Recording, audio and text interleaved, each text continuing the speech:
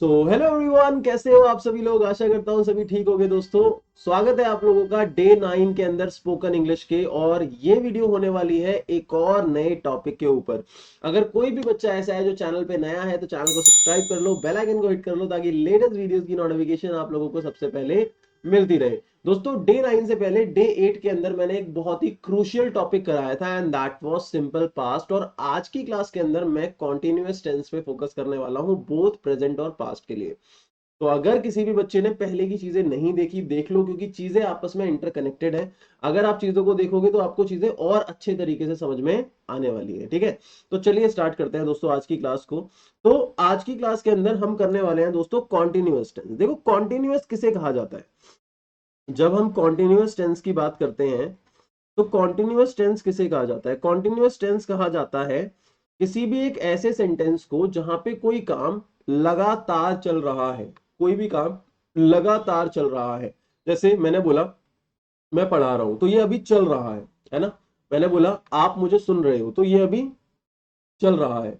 मैंने बोला पंखा चल रहा है, तो अभी मेरे बोलने के दौरान वो काम हो रहा है। तो जब भी कोई काम मेरे बोलने के दौरान हो रहा है तो वहां पे हम जो रूल यूज करते हैं उसे कहा जाता है दोस्तों प्रेजेंट कॉन्टिन्यूअस टेंस। कौन सा टेंस कहा जाता है?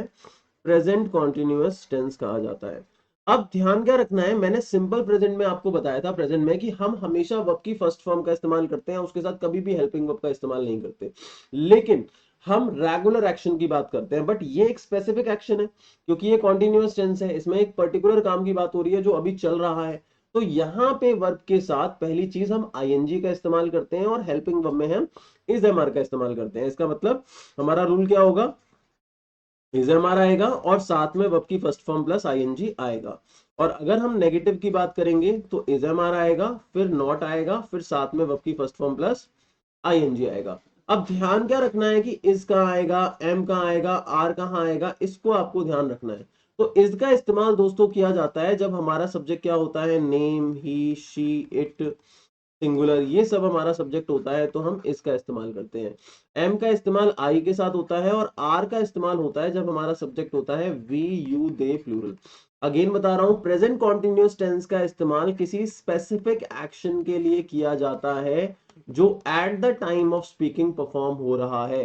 जैसे कि मैंने बोला मैं पढ़ा रहा हूं तो आई एम टीचिंग, मैं पढ़ रहा हूं तो आई एम स्टडिंग, मैं खेल रहा हूं तो आई एम प्लेइंग।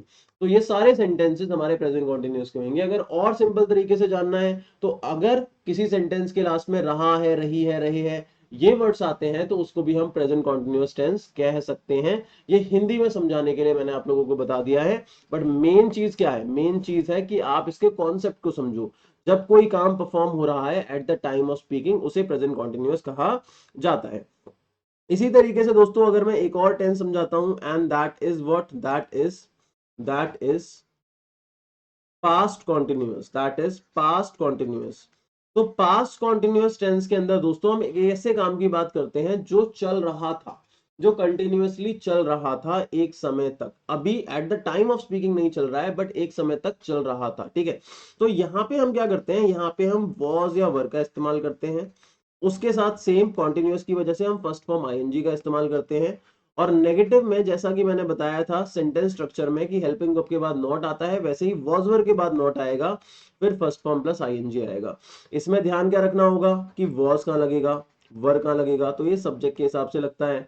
तो वॉज का इस्तेमाल कब होगा? जब हमारा सब्जेक्ट क्या होगा, नेम, ही, शी, इट, और इसके अलावा आई, और हमारा सिंगुलर नाउन अगर सब्जेक्ट होता है तो वॉज लगेगा। और उसी जगह वर लगेगा जब हमारा सब्जेक्ट होगा वी, यू, दे और प्लूरल। अब एग्जाम्पल अगर हम देखते हैं, जैसे मैंने बोला कि मैं पढ़ा रहा हूं, मैंने क्या बोला, मैं पढ़ा रहा हूं, तो इसे इंग्लिश में बोलेंगे आई एम टीचिंग। ठीक है, मैं बोलूं वह पढ़ा रहा है तो इसे बोलेंगे ही इज टीचिंग। मैं कहूं मैं कहूं मेरी मम्मी सो रही हैं, जब मैं काम कर रहा हूं मेरी मम्मी सो रही हैं, तो my mother is sleeping while I work.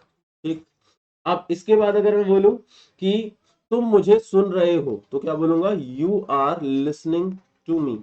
अच्छा, एक चीज ध्यान रखना, जब भी ये लिसनिंग वर्ड आता है तो लिसनिंग के बाद हमेशा टू का इस्तेमाल किया जाता है। ठीक है, अगर मैं कहता हूं कि तुम कॉन्सेप्ट को समझ रहे हो तो क्या बोलूंगा, you are understanding the concept, you are understanding the concept. अब मान लो ये क्लास खत्म होने के बाद, वीडियो खत्म होने के बाद आप ब्रेकफास्ट कर रहे हो, है ना, आपकी मम्मी ने पूछा क्या कर रहे थे तुम, तो हमने बोला आई वॉज लर्निंग, मैं पढ़ रहा था। मतलब वो काम कंटिन्यू आप कर रहे थे, एक स्पेसिफिक एक्शन की कंटिन्यूअसली जो आप कर रहे थे। जब बात करोगे तो बोलोगे आई वॉज स्टडिंग। तो मम्मी ने पूछा किससे पढ़ रहे थे, तो आप बोलोगे सुमित सर वॉज टीचिंग। ठीक है, समझ में आ गई बात। तो ये सेंटेंसेस आप लोगों को पता होने चाहिए, ये रूल्स दोस्तों आपको पता होने चाहिए। एक चीज और बता दूं कि ये जो टेंस होता है कॉन्टिन्यूअस और परफेक्ट कॉन्टिन्यूअस, इसमें छोटा सा डिफरेंस होता है। परफेक्ट कॉन्टिन्यूअस में भी कोई काम चल रहा है, प्रेजेंट कॉन्टिन्यूअस में भी कोई काम चल रहा है, प्रेजेंट परफेक्ट कॉन्टिन्यूअस में भी चल रहा है, प्रेजेंट कॉन्टिन्यूअस में भी चल रहा है। लेकिन डिफरेंस ये है कि प्रेजेंट परफेक्ट कॉन्टिन्यूअस में टाइम मेंशन होता है कि एक काम कब से चल रहा है। जैसे मैं बोलूं कि मैं 4 बजे से पढ़ा रहा हूं, तो ये फिर प्रेजेंट कॉन्टिन्यूअस नहीं होगा, ये प्रेजेंट परफेक्ट कॉन्टिन्यूअस बन जाएगा, क्योंकि यहाँ पे टाइम इन्वॉल्व हो गया। तो ये नहीं बनेगा कि I am teaching from 4 AM, मैं बोलूंगा I have been teaching since 4 AM। तो ये परफेक्ट कॉन्टिन्यूअस का टेंस भी मैं आप लोगों को कराऊंगा। डे नंबर कौन सा है आज, डे नंबर 9 है ना, तो डे नंबर 11 के अंदर मैं मोस्ट प्रोबेबली आपको परफेक्ट कॉन्टिन्यूअस टेंस के बारे में बताऊंगा। मैं यहाँ पे फ्यूचर टेंस के रूल्स आपको अभी नहीं बता रहा हूँ, एक साथ फ्यूचर टेंस के एक पर्टिकुलर डेडिकेटेड वीडियो में मैं बता दूंगा, क्योंकि फ्यूचर का इस्तेमाल ना के बराबर होता है स्पीकिंग और राइटिंग के अंदर, बहुत कम होता है, रेयर होता है।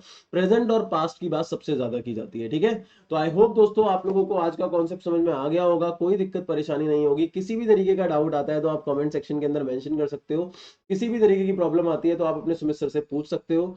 और दोस्तों शुरू से वीडियो को जरूर देखो, डे नंबर 1 से जरूर देखो, तभी आप लोगों को इफेक्टिवली सारी की सारी चीजें समझ में आएंगी। ऐसे बीच बीच में से देखोगे तो बिल्कुल भी चीजें समझ में नहीं आने वाली है। और जैसा कि मैंने कहा था, चैनल पे नए हो तो चैनल को सब्सक्राइब कर दो, बेल आइकन को हिट कर दो, क्योंकि आपके लिए मैं बहुत सारी इंग्लिश की वीडियोस लेके आने वाला हूं और आपकी इंग्लिश बहुत ही ज्यादा अच्छी हो जाएगी, सुपर हो जाएगी। ठीक है, thank you so much for watching this video, thank you for being here, lots of love and support. जय हिंद, जय भारत।